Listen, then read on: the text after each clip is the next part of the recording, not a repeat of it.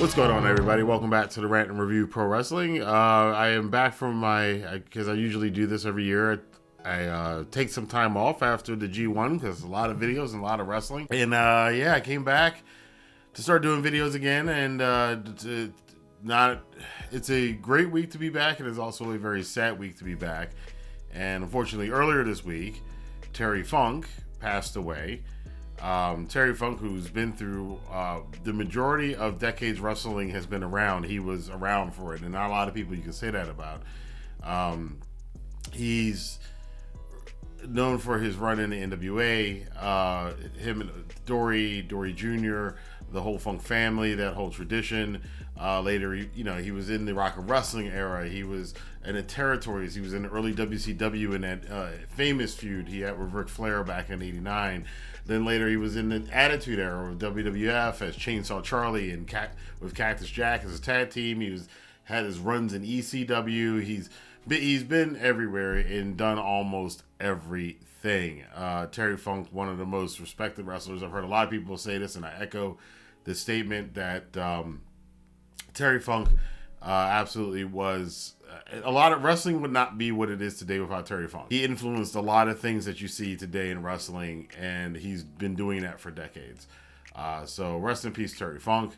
Of course, just a couple hours ago, it was announced, unfortunately, that Bray Wyatt has also passed away. He passed away from a heart attack. Chilling video he recorded 5 hours before his death, and he was talking about the fact that his uncle, who many of his old school wrestling fans remember as Barry Windham, from his days in WCW, NWA, Crockett, WWF, he had heart failure, but had survived and had been revived, and Bray was talking about kind of contributing to a GoFundMe for Barry Windham, which of course you could do if you're so inclined to do so, but it's just kind of creepy seeing that from him. And then just 5 hours after we recorded that video, he himself suffered a heart attack, and but he did not survive, and he passed away. Bray Wyatt's a hard one. There is this whole thing, of course, the Wyatt family, Luke Harper, of course, Brody passing away a couple years ago. It's weird. I was always a big fan of the Bray Wyatt character ever since I saw him come up less than 10 years ago from NXT. And obviously the standoff the Wyatt family had with the Shield and all the different incarnations of Bray Wyatt. The Fiend was one of my favorite ones. I thought he was doing some good work. It just didn't fit with what the rest of WWE was doing at the time. And, as far as his career, some people praised it, some people hated his stuff, some people loved his stuff. I enjoyed most of his stuff. I thought he was very unique, and especially at the time he came up, he was a definite breath of fresh air at a time when WWE was just seemingly cranking out a lot of what I would call Randy Orton clones. A lot of the young guys that would come up, they were all kind of, for a while, have been like in that same kind of mold, and or people trying to be like The Rock or like Stone Cold or whatever, and big muscular guys. And then we get Bray Wyatt, who's just kind of a throwback in some ways to the Kevin Sullivans and the Jake the Snake Roberts and a lot of the sinister characters, and even a little bit of Undertaker, old school Undertaker in him at times. It's unfortunate that his life was cut so short. He was born in 1987. He was born the same year as WrestleMania 3, which is kind of wild. But Bray Wyatt he wasn't around for very long, but he definitely left an impact on millions of people around the world. Things suck. I mean, it sucks when somebody like Terry Funk. On one hand, he lived this very long life, and it's just sad to see somebody who was that influential go, and then somebody like Bray Wyatt, who was also very influential, but probably if he had gone on and lived as long as Terry Funk, probably would have been, who knows what influences Bray Wyatt would have in the industry and changing it around. But that's the industry side, again, for the families of Terry Funk and the family of Bray Wyatt, the Rotundos and the Mulligan, everybody's family involved with this. He's leaving behind, obviously a family of his own. So, yeah, just feel bad for everybody involved. So I'm going to try to transition from this, hopefully in a better way than Excalibur transition on Dynamite this past Wednesday, and try to talk about something a little bit more upbeat. We are going to talk about the go-home show for AEW Dynamite that happened last night. It was, I would say, one of the best Dynamites of all time. I definitely think, hands down, it is the best go-home show AEW had and has had ever to a pay-per-view. This is the best lead into a pay-per-view episode of Dynamite that they've ever done. So much happened. They started out like guns a-blazing. They were in a really nice, decent crowd. This is one thing I have noticed, just as a side note, is that with AEW crowds, they went through this period earlier in the year where it's like even like the right side of the screen, you know, it was kind of sparse and it was dark. So they basically only had like the middle sections on the hard camera side and the floor seats, and the rest of the arena was pretty much empty. But now I've noticed that that other side is being filled in now, and they actually are starting to fill the bottom bowl in a lot of the Dynamites and the Collision shows they've had recently. I guess attendance is up. I don't know the official numbers on that or what's going on, but I think leading into this week, the biggest week in the history of the company, I think it's definitely nice to see those larger crowds. They started off with this crazy dream encounter that we've all been waiting for, those of us who are fans of New Japan. Kenny Omega and the Young Bucks taking on a current version of Bullet Club. With this time it's being Juice Robinson and the Guns, with Jay White pulling back up. The match never got started. They started fighting. The Guns, the Bucks and Omega attacked them on the ramp. People are flying everywhere. They get back in the ring. Rick Knox is trying to tell Juice to knock it off because Juice is about to do some pretty nasty cheating, as Juice will do. And like I said, Juice Robinson is a national treasure. He knocks out He knocks out Knox. The referee's knocked out. And all hell breaks loose. Then we get Takeshita coming in, and we have people flying in all over the place. FTR shows up because they don't want the Bucks to get hurt before the big match All In. It's a lot of crazy stuff, but it was an exciting way to open up the show, and we had just so many exciting things happen through the show. The whole thing with Darby Allin and Nick Wayne against AR Fox and Swerve Strickland. I was kind of looking forward to them being at the All In shows, Strickland and AR Fox, because I love Lucha Underground. And I remember one of my earlier years in doing wrestling YouTube, their match from one of those Ultimate Lucha, I think it was some like ambulance match or something like that, was this hardcore, grueling match. It was one of my favorite matches of that year. So to see them come and be on this kind of stage at Wembley would have been pretty cool. But because AR Fox lost the match to Nick Wayne, he got fired. And he got beat up by Brian Cage. And then we had Darby and Sting and Nick Wayne coming in to make the save. Darby forgives. Even after, literally AR Fox went and bludgeoned up poor Nick Wayne, had his bloody t-shirt on with her son's blood on it, because Nick Wayne's mother is at ringside. He takes the bloody shirt with her son's blood on it from when he attacked him and threw it at his mother.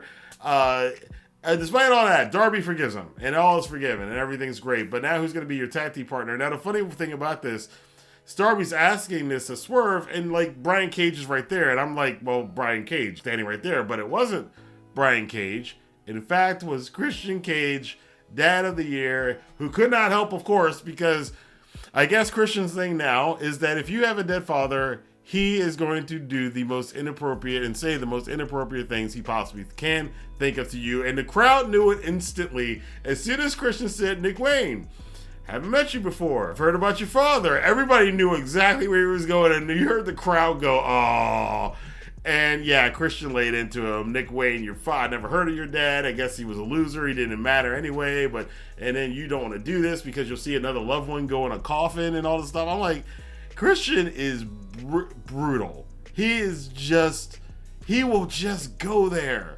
He will just go there. And when you think he's gone too far, he then goes even farther with it. And that is why I think I like this Christian.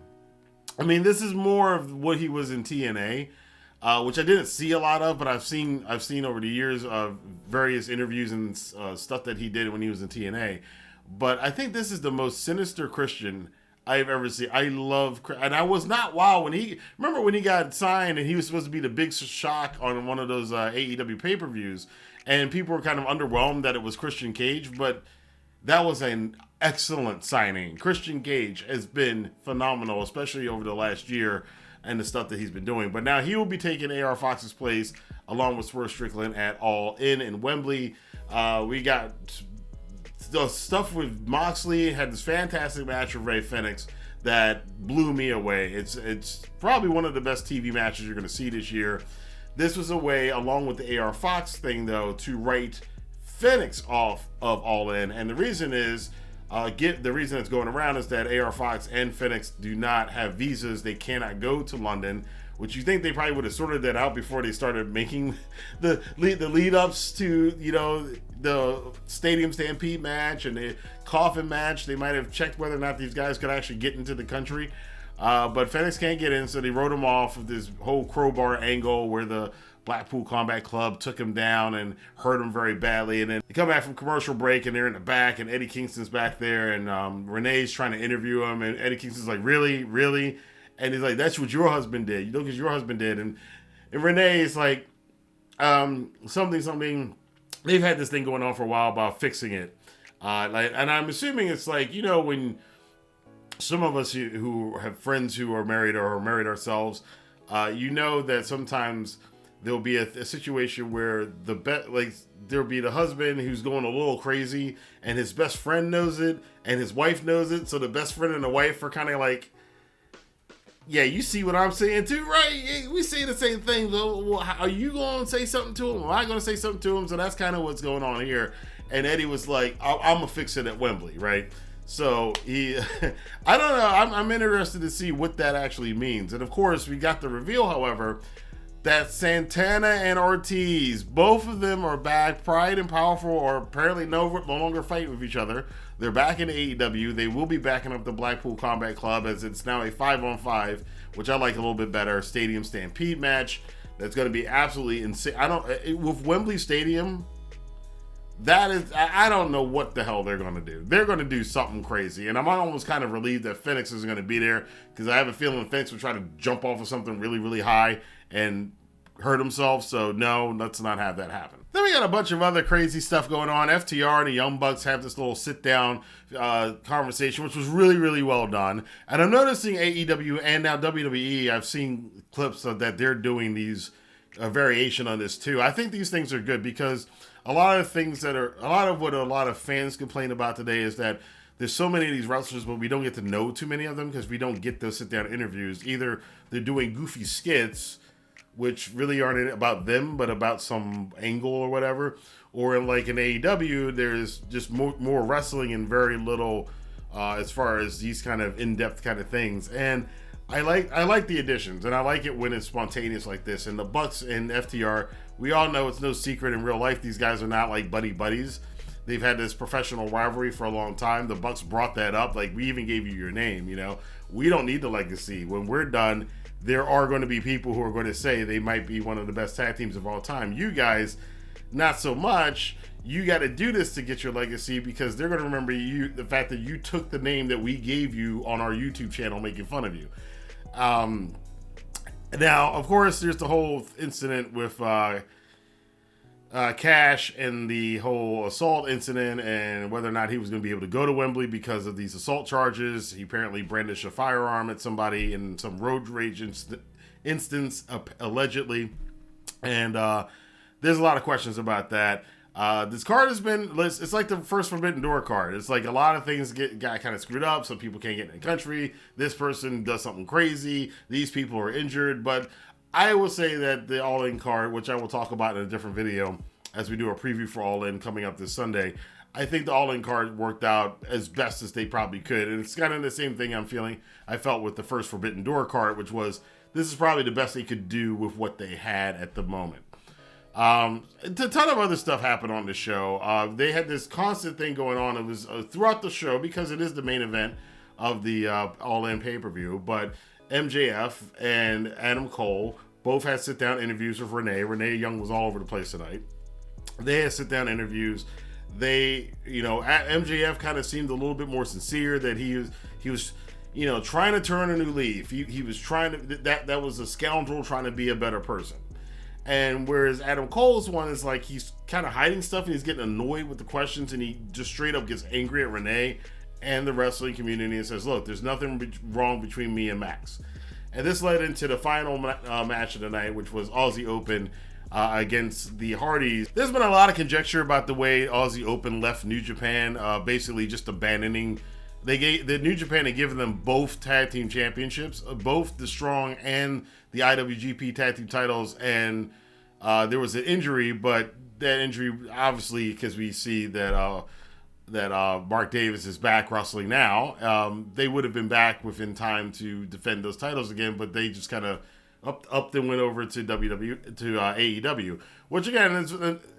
New Japan gets burned by this stuff all the time. I'm not sure what's going on. That will come up, and we're going to talk about that in a little bit with another segment on the night. But I would have thought by now they would have learned if you want to keep these Western stars, then you probably need to pay them a lot more, because they're going to do. They're doing fantastic stuff and bringing you money and bringing you eyeballs from over in the West. But this keeps happening. You're going to run out of people eventually. But that aside, they're going to run out of Gaijins really soon if this keeps happening. Maybe, maybe not. But Aussie Open does get an opportunity here to face the Hardy brothers, and they get a clean win over the Hardy boys, and retaining the Ring of Honor tag titles. It would have been interesting to see the Hardys against MJF and Adam Cole too, but Aussie Open much more deserving, I believe. I don't use that word a lot, but I think if they did what they did and came to AEW, they probably should be used at something like this. So after the match, they call out Max and Adam. They come to the ring. There's a smosh. They're doing the old Shawn Michaels super kick angle where MJF's holding Kyle Fletcher, and of course Fletcher's going to get out of the way when Adam Cole goes to throw the super kick. MJF catches it, and he gets a little pissed off. He shoulder bumps Adam Cole, goes to put the ring on, and then they hug it out again. MJF's holding the championship up, and Adam Cole's looking at him, and Adam Cole's looking conflicted. So I love this. This is why I say this is the second best storyline in wrestling. It might be becoming the best storyline in wrestling pretty soon, given what's going on in the other company. But this storyline, the bromance, is just really good. I love the twists and turns. It may be coming to a end, coming all in this Sunday, or we might just be ending the first chapter in this story. I don't know, but me and everybody else who's an AEW fan are really eating this up. Or it is a really well done feud. They were even on Hot Ones, which I would suggest you all watch that. That was amazing.